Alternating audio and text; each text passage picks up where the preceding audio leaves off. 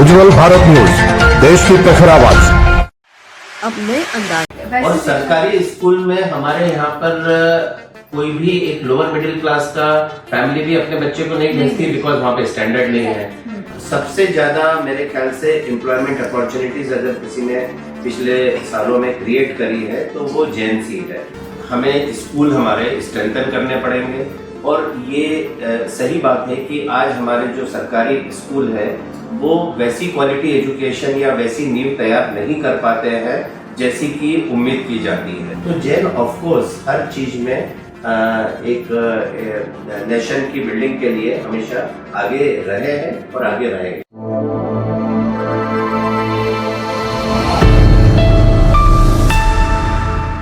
नमस्कार, 2030 का भारत देख रहे हैं आप और 2030 के भारत में हम लगातार नए नए चेहरों से बात करते आ रहे हैं।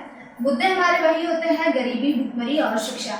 इन तीन मुद्दों पर आज भी हम एक नई शख्सियत से बात करेंगे और जो शख्सियत हमारे साथ इस वक्त मौजूद है, आपको मैं बता दूं कि वो जीतो के चेयरमैन हैं और साथ में अर्बन डेवलपमेंट प्रोग्राम्स के और प्रोजेक्ट्स के कंसल्टेंट्स भी। देश भर में एक जाना माना चेहरा और जाना माना नाम है। मिस्टर नितेंद्र मेहता जी हमारे साथ इस वक्त मौजूद है। तो सबसे पहले तो सर आपका बहुत बहुत स्वागत है हमारे इस प्लेटफॉर्म पर। थैंक यू जी, एक बार फिर से मैं आपका स्वागत करती हूँ और साथ ही क्योंकि 2030 के भारत से ही हम शुरुआत करते हैं और सबसे पहले मैं बात करूँगी भारत देश की कि 2030 तक आप भारत देश को कहाँ पर देखेंगे? क्या ऐसे डेवलपमेंट्स आ जाएंगे, क्योंकि आप अर्बन डेवलपमेंट में काम भी कर रहे हैं, तो डेवलपमेंट की अगर मैं बात करूँ 2030 तक भारत देश कहाँ दिख रहा है आपको? आपने जो सवाल पूछा है अर्बन डेवलपमेंट से संबंधित कि भारत कहाँ रहेगा जी, भारत एक शुरू से ग्राम प्रधान देश के रूप में जाना जाता है, जहाँ की हमें पढ़ाया जाता था कि 80% जनसंख्या जो है वो गांव में रहती है। पर बहुत जल्दी पिछले 15-20 सालों में इसमें काफ़ी तेज़ी से चेंज हुआ है और आने वाले 2041 या 2051 तक ये एस्टिमेटेड है कि 50% भारत की पॉपुलेशन अर्बन सेंटर्स में रहेगी। इसलिए भारत के विकास में अर्बन डेवलपमेंट का एक बहुत महत्वपूर्ण रोल अब हो गया है। हमें हमारे अर्बन सेंटर्स को एक उस तरह से डेवलप करना है ताकि वहाँ पर रहने वालों को ज़्यादा से ज़्यादा सुविधाएं मिले और जो आप लोगों का कंसेप्ट है सस्टेनेबल डेवलपमेंट का वो हासिल हो सके। बिल्कुल सर, आपने बोला कि अर्बन डेवलपमेंट क्योंकि काफ़ी ज़्यादा इम्पोर्टेंट भी हो गया है, काफ़ी इसमें इम्प्रूवमेंट भी हो रहा है, ग्रोथ भी हो रहा है। एक चीज़ जानना चाहूँगी कि आखिर अर्बन डेवलपमेंट से इंडिया में पॉवर्टी रेशियो में कैसे कमी है? क्या होता है कि शुरू से जो रूरल से अर्बन की तरफ जो मॉडल शिफ्ट हो रहा है या जो एक्सोडस हो रहा है वो इसी कारण से हो रहा है कि हमारे यहाँ पे रूरल भारत में रोजगार के अवसर बहुत कम है और साथ ही जो एक लिविंग कंडीशन है वो भी उतनी सस्टेनेबल या उतनी अच्छी नहीं है जैसे कि अर्बन सेंटर्स में हो रहा है। ये फिनोमेना या इसको हम रोक नहीं सकते हैं, लेकिन इसको हम अच्छा करने के लिए प्रयास कर सकते हैं कि हमें जो हमारे अर्बन से एक्सोडस होके या शिफ्ट होके अर्बन सेंटर्स में आ रहे हैं वो स्लम में न रहे, उनको एक अच्छी हाउसिंग मिल जाए, उनके बच्चों के लिए एक बढ़िया स्कूल्स हो जाए, उनको रहने के लिए एक अच्छे एटमॉस्फेयर की कॉलोनीज हो जाए और उनको उनके जॉब के लिए अलग अलग स्किल के हिसाब से एम्प्लॉयमेंट उपलब्ध हो जाए। अगर ये तीन चीजों पे हमने फोकस कर लिया तो जो पॉवर्टी रेशियो है, जो विलेजेस में जिसकी पर कैपिटा इनकम जो है विलेज में रह के एक परिवार की बहुत कम रहती थी, अर्बन सेंटर्स में आके उसकी कई गुना बढ़ जाएगी। जब वो इनकम बढ़ जाएगी तो डेफिनेटली जो है हमारी पॉवर्टी रेशियो में कमी आ जाएगी। बिल्कुल। जैसे कि आपने शुरुआत में ही कहा था कि भारत कृषि प्रधान देश माना जाता है। अब जब पॉपुलेशन गांव से सिटीज में आना चालू करेंगी तो एग्रीकल्चर वाला जो पोर्शन है, जो किसान है, वो कैसे डेवलप कर पाएंगे? फिर उनको तो मुसीबतें आएंगी। नहीं, बेसिकली अभी क्या हो रहा था कि हमारा एग्रीकल्चर जो है वो मैनुअल होता था, पर अब हम लोग जो है मैकेनाइज्ड एग्रीकल्चर की तरफ बढ़ रहे हैं, बहुत सिस्टमेटिक फार्मिंग की तरफ बढ़ रहे हैं। तो इसलिए जो है हमारा जो एग्रीकल्चर सेक्टर है वो अब लेबर ओरिएंटेड नहीं रह गया है। बहुत हद तक उसमें जो है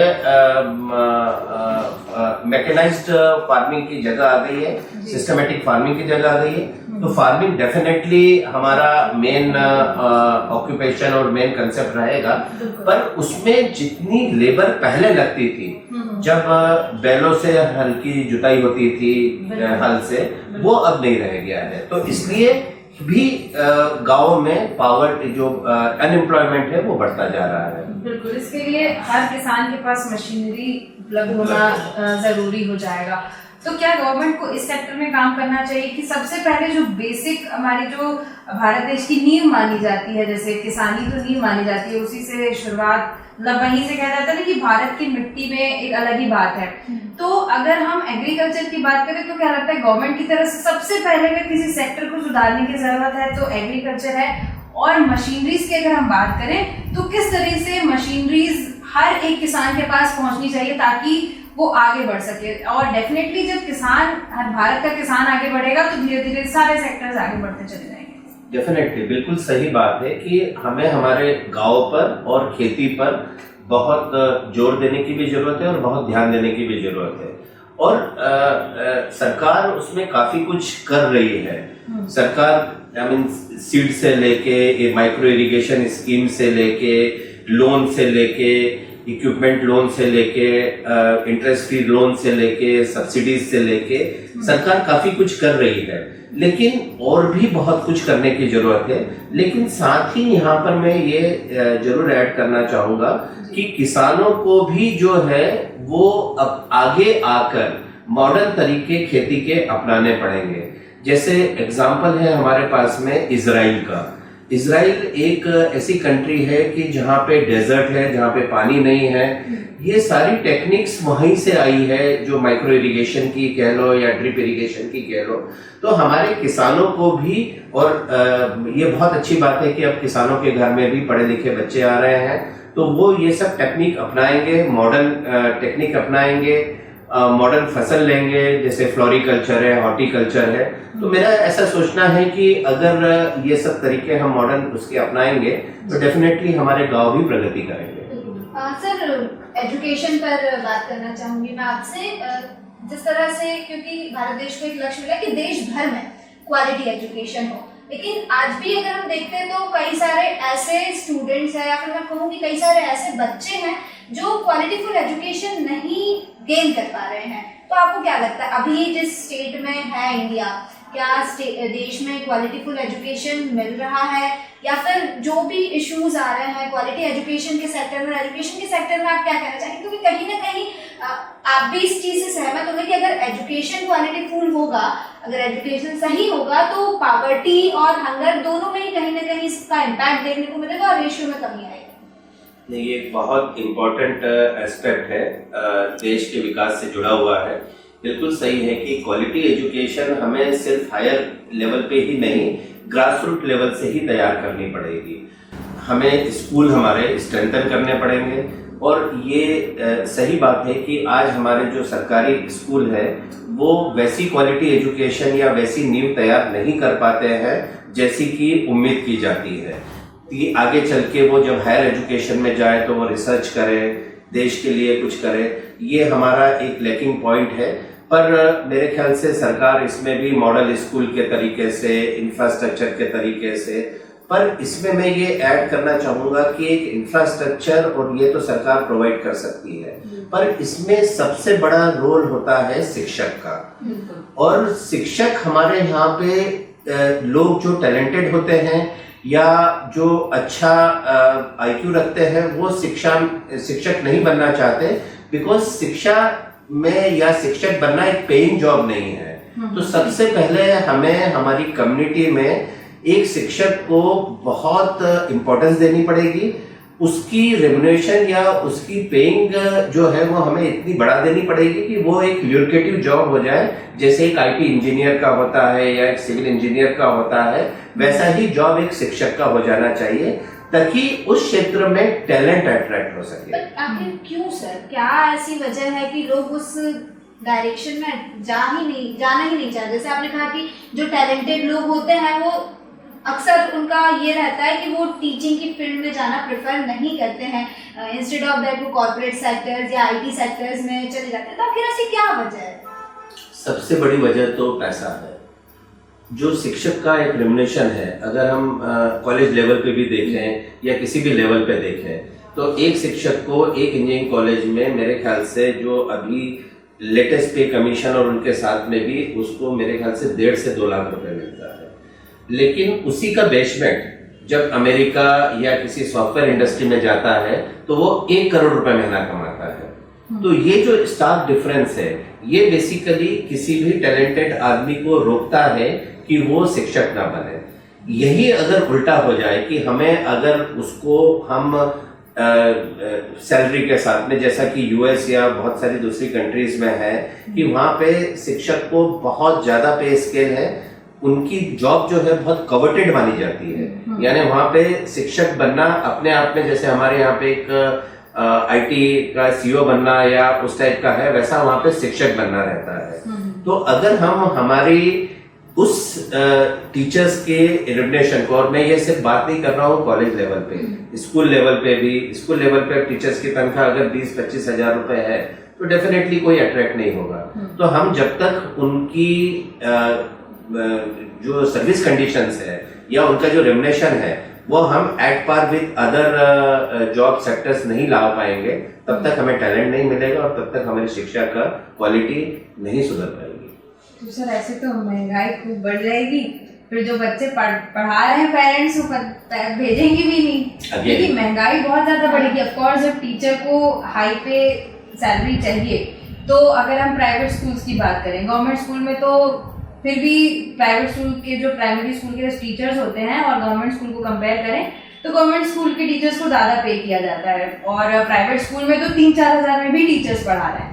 अब वो लोग ही उस स्कूल में भेज रहे हैं बच्चों को जहाँ पर उनको कम पैसे देने पड़ रहे हैं, कम पैसों में अच्छी शिक्षा की वो उम्मीद करते हैं पेरेंट्स। और जैसा आपने बाहर का एग्जाम्पल दिया, तो उसमें ये भी एक बात निकल के आती है कि कहा जाता है कि भारत देश में पढ़ाई सबसे ज्यादा महंगी है as compare to other countries.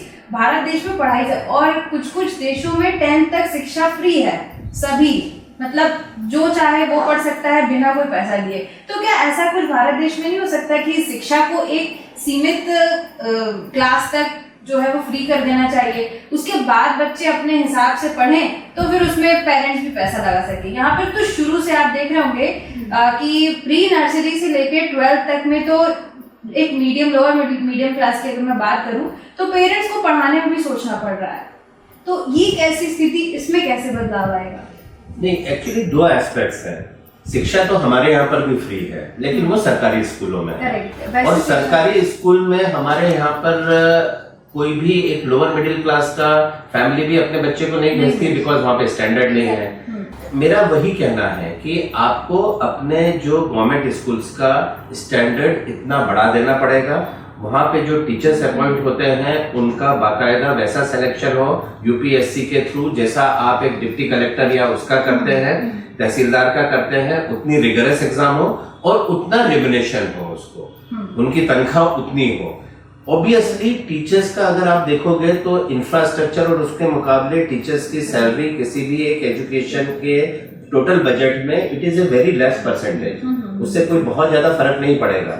लेकिन जो फर्क पड़ेगा कि आप अपने बच्चों को अगर सरकारी स्कूल में ले आए और उनको वहां पे वो अच्छी एजुकेशन मिली सारी चीजों की, और क्योंकि चूंकि वो फ्री है, सरकार उनको फ्री देती है, तो वहां से फिर आपका जो कंसेप्ट है कि वो टैलेंट निकल सकता है। और जो सरकारी जो प्राइवेट स्कूल है वो भी फिर अपनी फीस कम करने के लिए बाध्य हो जाएंगे, बिकॉज हमारे यहाँ पे ऑलरेडी ये सिस्टम है कि एजुकेशन से आप पैसा नहीं कमा सकते, पर स्कूल्स येन प्रकरण वो कमाते हैं, that is a different thing. पर हमारा कंसेप्ट तो प्रिंसिपली यही है कि हम एजुकेशन से कोई भी पैसा नहीं कमाएगा, या education can not be A profitable business, इसीलिए उस पर टैक्स नहीं लगता है, इनकम टैक्स से फ्री है वो। पर अगर हम हमारे सरकारी स्कूलों को स्ट्रेंथन कर दे, टीचर्स की क्वालिटी अच्छी कर दे, तो डेफिनेटली प्राइवेट स्कूल भी धीरे धीरे उस लाइन पे आ जाएंगे जहाँ पे उनको बाध्य होना पड़ेगा अच्छे टीचर्स रखने के लिए और अपनी फीस कम करने के लिए। बिल्कुल सर, आपने सही कहा। सबसे मेन तो जो प्रॉब्लम आजकल नजर आ रही है कि एजुकेशन का कमर्शियलाइजेशन बहुत ज़्यादा हो गया, और अगर ये इस चीज़ में लगाम लग जाती है तो कहीं ना कहीं ये देखा जा सकता है कि एजुकेशन सेक्टर में इम्प्रूवमेंट नज़र आए। ये तो सर गवर्नमेंट की बात हो गई। गवर्नमेंट अपनी तरफ से कोशिश कर रही है, कई सारी स्कीम्स भी गवर्नमेंट ने अप्लाई की है, कई सारी योजनाएं हैं, कई सारे लोगों को उसका लाभ भी मिल रहा है, और लगातार गवर्नमेंट अपनी तरफ से कोशिश कर रही है, चीज़ें बता भी रही है कि इतने इतने लोगों को गरीबी से बाहर निकाला है, इतने लोगों को भुखमरी से बाहर निकाला, इतने लोगों को मुफ्त में राशन दिया जा रहा है, शिक्षा में ये योजनाएं चल रही है। लेकिन अगर हम आम नागरिक की बात करें, क्योंकि 2030 का भारत पूरे भारत देश का सपना है, हम किसी एक पार्टी पर या किसी एक ऑर्गेनाइजेशन पर डिपेंड नहीं रह सकते। 75 साल, माफ कीजिए, 75 साल हो गए हैं, गवर्नमेंट लगातार अपना प्रयास कर रही है, लेकिन अभी तक 2030 का भारत जो सपना देखा गया है, कहीं ना कहीं हम उसमें बहुत पीछे नजर आ रहे हैं आज भी। क्योंकि देखते कई बार ऐसा देखा जाता है कि गरीब बच्चे सड़कों पर घूम रहे हैं, 2 वक्त की रोटी नहीं नसीब हो रही है, सर के ऊपर छत नहीं है सोने के लिए, तो इस तरह की चीजें आए दिन सामने आती रहती है। तो एक आम नागरिक का इसमें क्या कंट्रीब्यूशन हो सकता है अगर हम गवर्नमेंट को साइड में रखकर बात करें? देखिए, 2 चीजें हैं।